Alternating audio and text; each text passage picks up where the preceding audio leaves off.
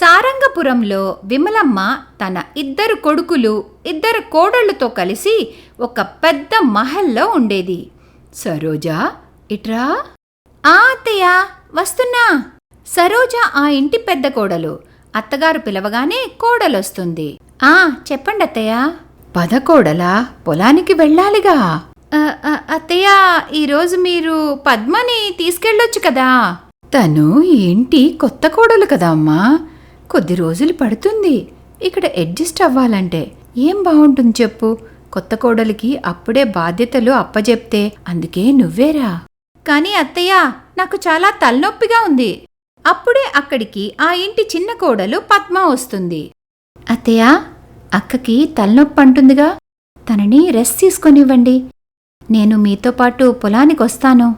కానీ పద్మ, నేను ఈ ఇంటికి కొత్తగా వస్తే ఏమైంది అత్తయ్య? నేను కూడా ఇంటి కోడల్నే కదా. వద్దమ్మా, అస్సలొద్దు. ఎందుకత్తయ్యా? ఎందుకంటే నువ్వు నా కూతుర్లాంటి దానివమ్మా.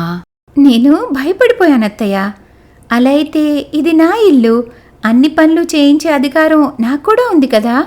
అందుకే పదండి, నేను మీతో పాటు వస్తానత్తయ్యా. సరేనమ్మా, నీ ఇష్టం, పద. ఆ తర్వాత విమలమ్మ, పద్మ ఇద్దరూ పొలానికి బయలుదేరతారు. అప్పుడు సరోజ హాయిగా ఇంట్లో కూర్చుని టీవీ చూస్తూ ఉంటుంది. తోటికోడలు రావడంతో నాకు రెస్ట్ దొరికింది. ఇకపై నేను పొలానికి వెళ్లే అవసరమే లేదు. రోజు ఇలానే ఏదో కొంక చెప్పేస్తే చాలు. ఇక్కడ పొలంలో, పద్మ, నీకు పొలం పనులు బాగా వచ్చనుకుంటాను. అవునత్తయ్య, మాకు కూడా పొలాలుండేవి. చిన్నప్పుడు నేను మా నాన్నతో కలిసి కూరగాయలు పండించేదాన్ని. నాకు కూరగాయలు పండించడం అంటే చాలా ఇష్టం. అవి వండుకుని తినడం నాకు చాలా చాలా ఇష్టం అత్తయ్య. చాలా మంచి విషయం పద్మ. కానీ ఇప్పుడు మీ పొలాలన్నీ ఏమైపోయాయి? అమ్మకి ఒంట్లో బాగోకపోవడంతో నాన్న పొలాలన్నీ అమ్మేశారు. ఆ మాట విని విమలమ్మ సైలెంట్గా ఉండిపోయి చాలా బాధపడుతుంది. అత్తయ్య, ఎందుకలా ఉన్నారు? ఏం లేదమ్మా, మాకు కూడా చాలా పొలాలుండేవి. కానీ అప్పుడు మీ మావయ్య గారి ఆరోగ్యం సడన్గా బాలేకుండా పోయింది. దానివల్ల మేం చాలా పొలాలు అమ్మేశాము. అయినా సరే ఆయన ఆరోగ్యం మెరుగవ్వలేదు. అవన్నీ గుర్తుకొస్తే నాకు చాలా బాధేస్తుంది. అయ్యో అత్తయ్య, సరేలేండి, మీరేం బాధపడకండి. నీకు తెలుసా, ఇంట్లో ఇంతమంది పనివాళ్లున్నా పొలంలో పనిచేయడానికి నేనే ఎందుకొస్తాను? ఎందుకత్తయ్యా? ఎందుకంటే అన్నీ అమ్మేగా. మిగిలిన ఈ కాస్త పొలాన్ని నేను మీ మావయ్య గారు కలిసి చాలా కష్టపడి కొన్నాము. ఈ పొలాన్ని కొన్న తర్వాత మేము రాత్రి పగలు కష్టపడి అన్నీ పండించాము. అప్పుడు మేము దీని మీద వచ్చిన దాంతోనే బ్రతికేవాళ్లమే. అలా అన్నీ కొనుక్కున్నాం. ఇదంతా ఈ పొలం వల్లేనమ్మా పద్మ. అందుకే ఇక్కడ పనిచేస్తుంటే నాకు మీ మావయ్య గారితో ఉన్నట్టే ఉంటుంది. అప్పటి సంగతులన్నీ నాకు గుర్తొస్తుంటాయమ్మా పద్మ. అత్తయ్య, నిజంగా చాలా మంచి విషయాలు చెప్పారు. సరేలే, పద, మనం తొందరగా పని చేసేసి ఇంటికి పోదాము. సరే అత్తయ్య. పొలంలో పనయ్యాక విమలమ్మ, పద్మ సాయంత్రానికి ఇంటికొచ్చేస్తారు. ఆ తర్వాత రాత్రికి అందరూ కలిసి భోంచేస్తూ ఉండగా, నా చిన్న కోడలికి అన్ని పనులు వచ్చు. తను ఈ ఇంటి మహాలక్ష్మి. తనకి పొలం పనులు కూడా చాలా బాగా వచ్చు. నేనసలు ఊహించలేదురా పద్మకి పొలం పనులు ఇంత బాగా వచ్చని. ఇది మంచి విషయమే కదమ్మో. రాము కూడా పొలం పనులంటే ఇష్టం. వాడి భార్యకు కూడా పొలం పనులంటే ఇష్టం. అవునరా పెద్దోడా. ఇకపై పొలం పనులన్నీ రాము, పద్మ చూసుకుంటారు. మంచిదే అమ్మా. చాలా మంచిదిరా. అయినా పొలం పనులంటే చిన్నప్పటి నుండి నీకు అసలు ఇష్టం లేదు కదా. నువ్వేమో బాగా చదువుకుని ఉద్యోగం చేస్తున్నావు. నాకు ఈ పొలం పనులు అస్సలు నచ్చావు. సరేలేరా, నువ్వు నీ ఉద్యోగం చేసుకో. రాము పొలం చూసుకుంటాడు. అందరూ భోంచేశాక వాళ్ల గదుల్లోకి వెళ్ళిపోతారు. అప్పుడు సరోజ తన భర్తతో, వింటున్నారా? మనకి మిగిలింది ఆ పొలము, ఈ ఇల్లు, అంతేగా. ఈరోజు మనందరం భోంచేసేటప్పుడు అత్తయ్యేమో ఆ పొలాన్ని రాము చూసుకుంటాడని అంటున్నారు. ఏంటండి ఇదంతాను? ఇందులో తప్పే ఉంది సరోజ.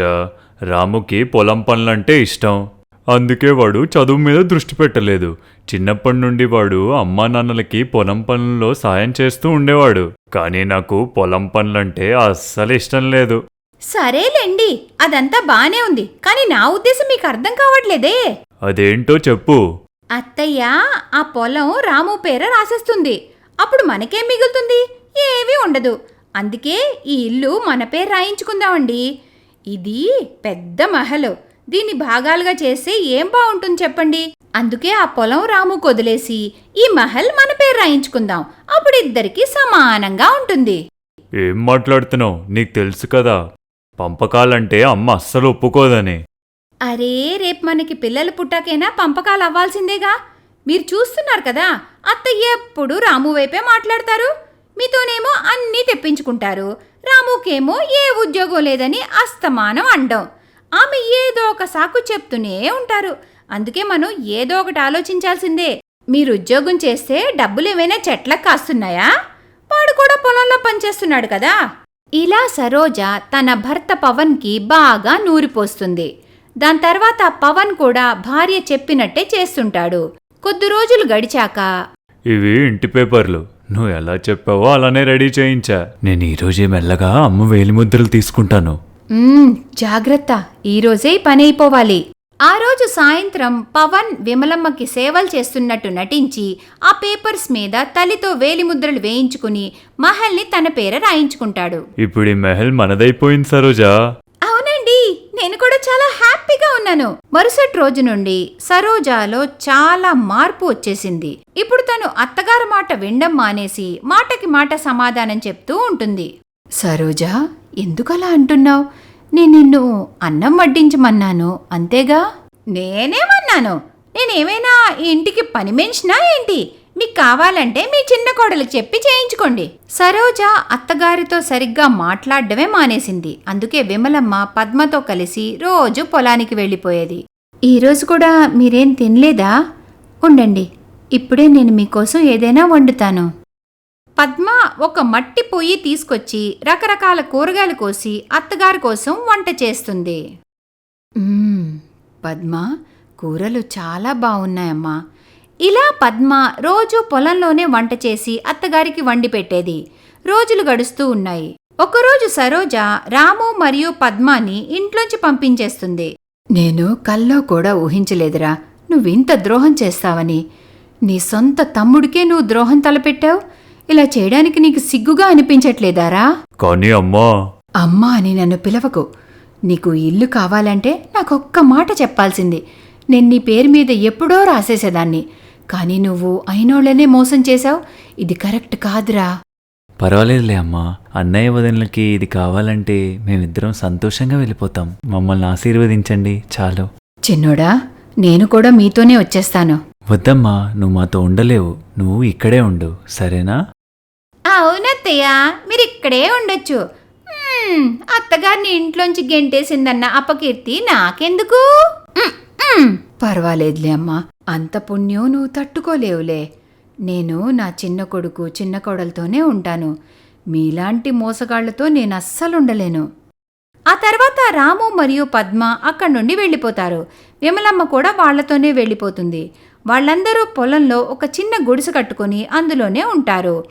అక్కడ మరో పక్క మహల్లో, ఏం రంగన్నా, ఇక్కడ పని వదిలేసి వెళ్ళిపోతావా? నేను ఇక్కడ పనిచేయలేనమ్మా.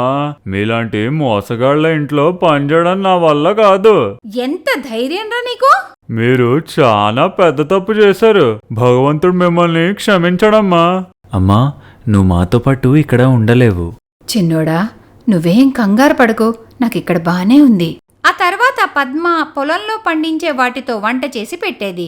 ఒరే చిన్నోడా, పొలంలో వండుకుని తినడంలో ఉన్న హాయే వేర్రా. అవునమ్మా, కూరగాయలు చాలా తాజాగా ఉన్నాయి. ఇలా కాలం గడుస్తూ ఉంది. పద్మ మరియు రాము, విమలమ్మ ముగ్గురు కొత్త జీవితానికి మెల్లమెల్లగా అడ్జస్ట్ అవుతుంటారు. వాళ్ళు చాలా కష్టపడుతూ ఉంటారు. ముందు వాళ్ళు మహల్లో హాయిగా ఉండేవారు. కానీ అనుకోకుండా వాళ్ల నుండి మొత్తం లాగేసుకున్నారు. దాంతో ఇప్పుడు వాళ్ళు గుడిసెలోనే ఉండవలసి వచ్చింది.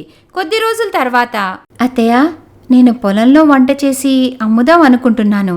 ఇక్కడ పండే తాజా కూరగాయలతో వంట చేస్తే చాలా మంది వచ్చి తింటారత్తయ్య. ఇదేదో బావుందే. ఇదేదో బావుందే. మనం ఇక్కడే కొంత స్థలంలో చిన్న గుడిసేస్తే అందరూ వచ్చి కూర్చొని హాయిగా తింటారు. ఏమంటారు ఇద్దరు? ఆ తర్వాత పద్మ మరియు రాము ఇద్దరూ కలిసి 2 గుడిసెలు కడతారు. దాంట్లో టేబుల్స్, చైర్స్ వేసి ఒక హోటల్ సెటప్ లా చేస్తారు.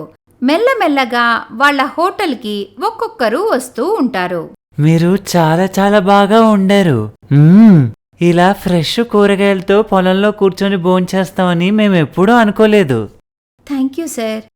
ఇలా పద్మ పొలంలో వేడివేడిగా వండి పెట్టే ఐడియా చుట్టుపక్కల చాలా ఫేమస్ అయిపోతుంది. దాంతో ఆ హోటల్కి ఎక్కడెక్కడోళ్ళో వస్తూ ఉంటారు. ఆ తర్వాత వాళ్ళకి చాలా లాభాలొస్తూ ఉంటాయి. దాంతో రాము మరియు పద్మ ఇద్దరు కలిసి ఒక చిన్న పెంకుటిల్లు కట్టుకుంటారు. ఒరే చిన్నోడా, ఈ ఇల్లు చాలా బావుందిరా. అవునత్తయ్య, మీరన్నారు కదా, నాకు బాగా గుర్తుంది. ఈ స్థలం చాలా మంచిదని. ఇదంతా దీనివల్లే అత్తయ్య. ఇక్కడ పొలంలో పండించడం వల్లే ఈరోజు ఈ ఇల్లైనా మనం కొనుక్కోగలిగాం. అవునమ్మా, అందుకే నేను ఈ పొలాన్ని అస్సలు అమ్మలేదు.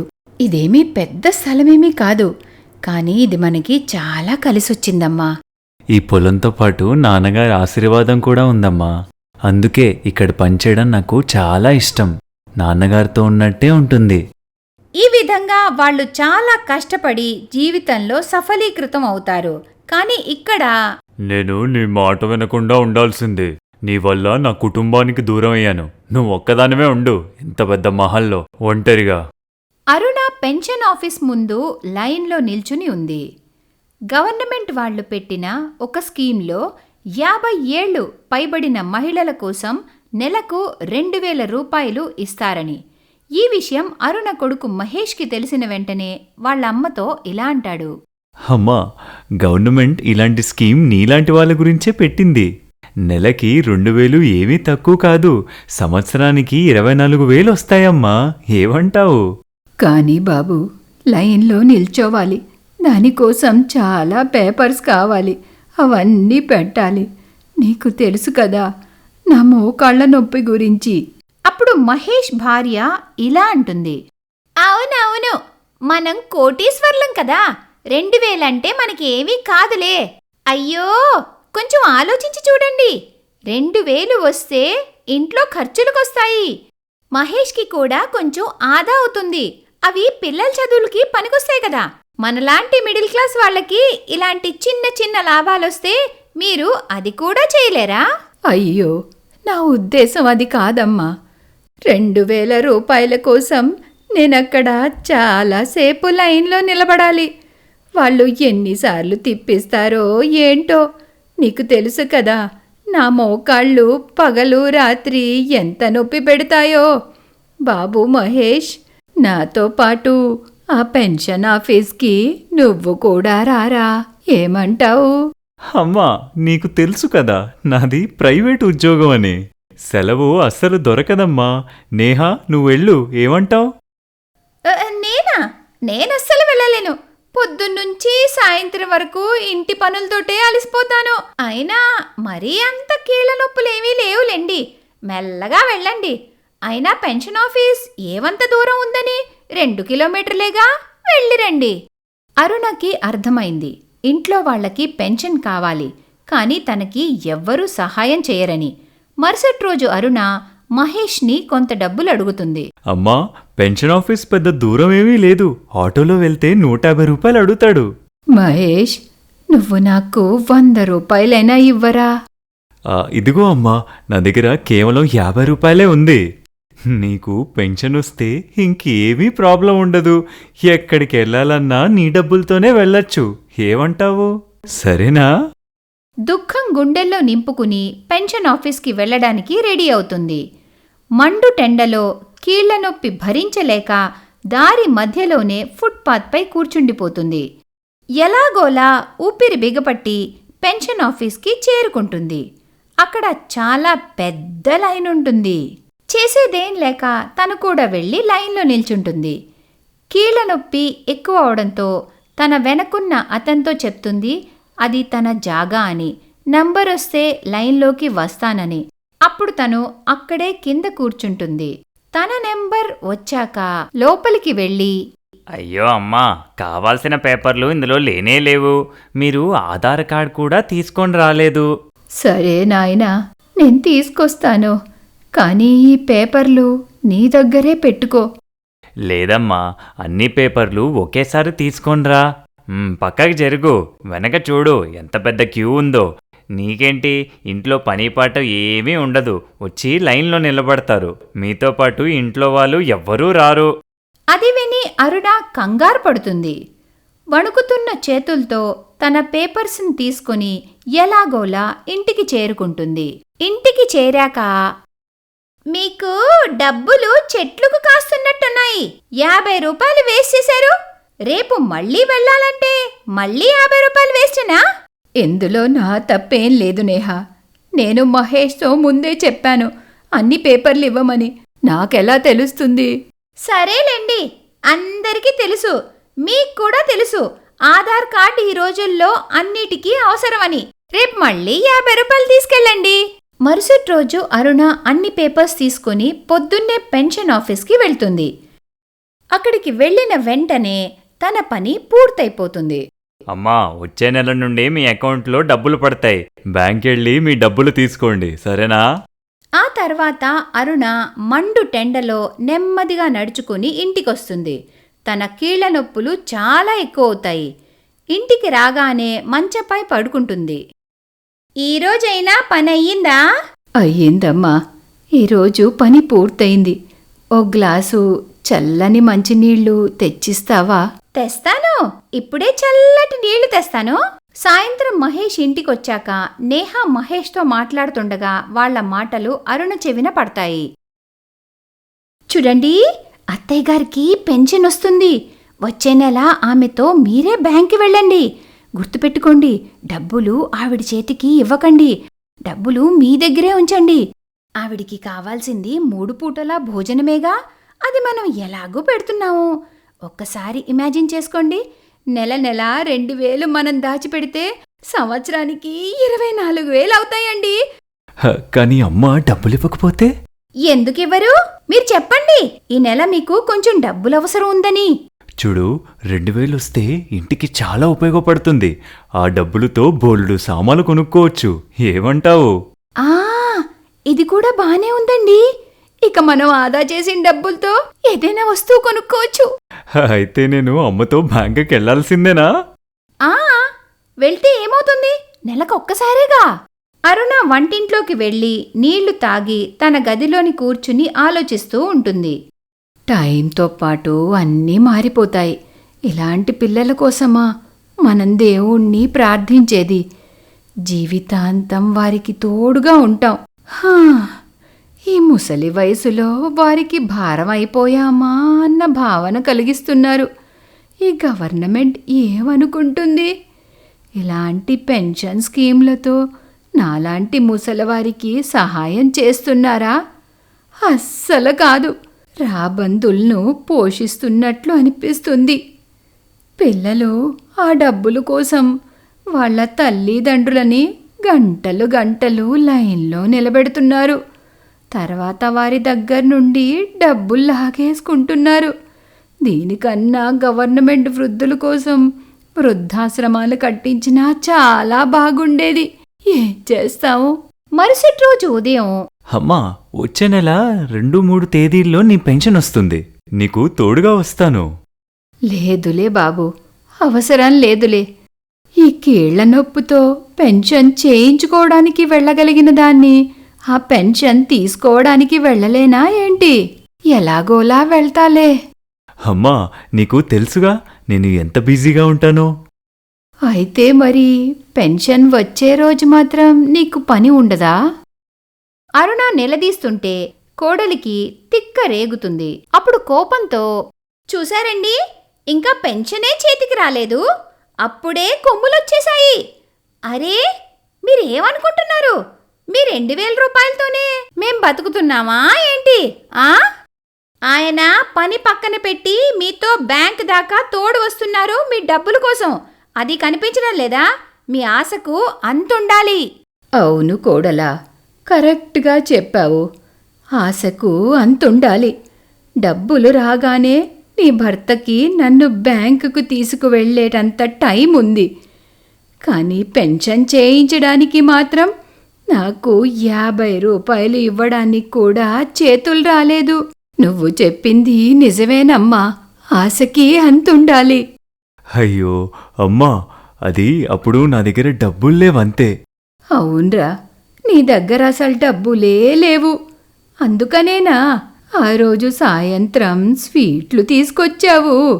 ఎందుకంటే నీ పెళ్ళాం అడిగింది కదా. అయ్య బాబోయ్, నేను అస్సలు అనుకోలేదు మీరింత తెలివైన వారని. మీకు నేను స్వీట్స్ తింటే కూడా ప్రాబ్లమేనా? నేను స్వీట్ ప్యాకెట్టు మీకు పెన్షన్ వచ్చిందన్న ఆనందంతో తెమ్మన్నానండి. అర్థమైందా అత్తయ్య? అవునమ్మా, అందుకే నాకు ఆ స్వీట్స్లోంచి ఒక్క చిన్న ముక్క కూడా పెట్టలేదు. చాలింకాపండి, వచ్చిన దగ్గర నుండి చూస్తున్నాను ఏదేదో మాట్లాడుతున్నారు. 3 పూటలా తింటున్నారుగా, ఇంకా ఖర్చులవుతాయి. ఏమైపోతుందంట మీ పెన్షన్ మాకు ఇస్తే? 2000కి ఈ రోజుల్లో ఏం వస్తుందని? కానీ వచ్చే నెల మహేష్ పెన్షన్ తీసుకోవడానికి అరుణతో బ్యాంకుకి వెళ్తాడు. తను అక్కడే డబ్బులు తీసుకొని తన జేబులో పెట్టేసుకుంటాడు. నేహ చాలా సంతోషిస్తుంది. కానీ పెన్షన్ తీసుకున్న అరుణకు మాత్రం ఏ ఆనందమూ లేదు. ఎందుకంటే తన చేతిలో అసలు ఒక్క పైసా కూడా లేదు. కానీ తనకు 3 పూటల సమయానికి భోజనం పెట్టేసేవారు. ఇలానే 6 నెలలు గడిచాయి. మహేష్ ప్రతి నెల పెన్షన్ డబ్బులు తన జేబులో పెట్టుకుని అక్కడి నుండి అతను తల్లిని రిక్షా ఎక్కించి ఇంటికి పంపించేసేవాడు.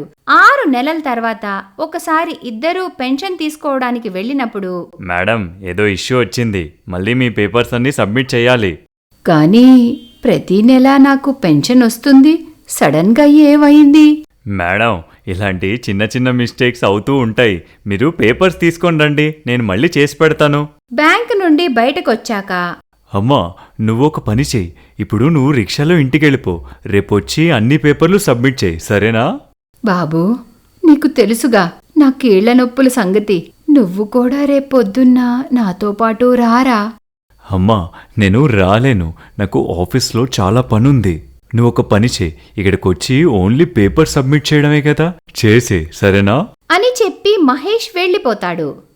ఒక మహిళ పెన్షన్ తీసుకోవడానికి వచ్చి అరుణ భుజంపై చెయ్యి వేస్తుంది. అక్కా, మీ కొడుకు కేవలం పెన్షన్ తీసుకోవడానికే మీతో వచ్చాడనుకుంటాను. అవునమ్మా, అదే నిజం. 6 నెలల్లో ప్రతి నెల నాతో పెన్షన్ తీసుకోవడానికి వస్తాడు. ఈరోజు కొంచెం తేడా వచ్చేసరికి ఏదో చెప్తున్నాడు. ఎవరో గాని నిజమే చెప్పారు, మీ పిల్లల్ని చూసి గర్వపడకండి అని. అయితే నువ్వు కూడా నీ సత్తా చూపించక్కా. నువ్వు వాళ్ళ దగ్గర ఎందుకుంటున్నావు? నీకు పెన్షన్ వస్తుందిగా, నువ్వు ఆశ్రమంలో ఉండు. 3 పూటల భోజనం దొరుకుతుంది, మిగిలింది దాచుకోవచ్చు.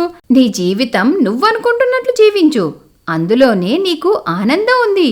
కొడుకు కోడలు నీ డబ్బులు మాత్రమే ఆశిస్తారు.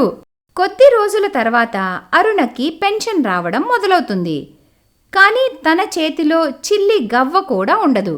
అప్పుడు అరుణ ఒక నిర్ణయం తీసుకుంటుంది. అరుణ తన కొడుకు కోడలతో ఇలా అంటుంది, బాబు మహేష్, నేను ఒక నిర్ణయం తీసుకున్నాను. ఇకపై నా పెన్షన్ డబ్బులు నా దగ్గరే ఉంచుకుంటానయ్యా. ఎందుకో? మీకు డబ్బులు అవసరమే ఉందో? మీ ఖర్చంతా ఆయనే చూస్తున్నారుగా. లేదమ్మా కోడలా, వాడు నాకు ఏమీ ఖర్చు పెట్టడం లేదు. గవర్నమెంట్ నాకు 2000 రూపాయలు పెన్షన్ ఇస్తుంది. అది మీరిద్దరూ లాగేసుకుంటున్నారు. అమ్మా, నువ్వు ఏంటి ఇలా మాట్లాడుతున్నావు? నీ ఖర్చు చాలా అవుతుంది, నీకు తెలీదు కాబోలు. లేదురా, నాకలా అనిపించడం లేదు. ఎందుకంటే నా మందులు గవర్నమెంట్ హాస్పిటల్ నుంచి తెచ్చుకుంటాను. ఇంకా 2000 రేషన్ నాకెందుకు అవుతుందయ్యా? సరే అయితే మీ 2000 మీరే ఉంచుకుని ఈ ఇంట్లోంచి వెళ్ళిపోండి. లేదు నేహా, ఈ ఇంట్లోంచి నేను వెళ్ళను. మహేష్ వాళ్ళ నాన్నగారు ఇదొక్కటే మంచి పని చేశారు. ఈ ఇల్లు నా పేర రాశారు. నేను తలుచుకుంటే ఇప్పటికిప్పుడే మిమ్మల్ని బయటికి పంపించగలను. అరుణ అలా అనడంతో భార్యాభర్తలిద్దరూ నోరు మూసుకుంటారు. నేను వయసైన వృద్ధురాల్ని, ఏమీ మాట్లాడడం లేదంటే దాని అర్థం నేను చేతకాని దాన్ననా? అస్సలు కాదు. ఈ ఇల్లు నాది. నాకు పెన్షన్ వస్తుంది. నేను గర్వంగా బతకగలను. ఇప్పుడిక మీరే ఆలోచించుకోండి, ఇక్కడ ఉండాలా లేదా అని. మీ ఇద్దరికీ అర్థమైందా? అరుణ అలా అనడంతో మహేష్ మరియు నేహ క్షమించమని అడుగుతారు. ఆ తరువాత అరుణ గర్వంగా తలెత్తుకొని బతుకుతుంది.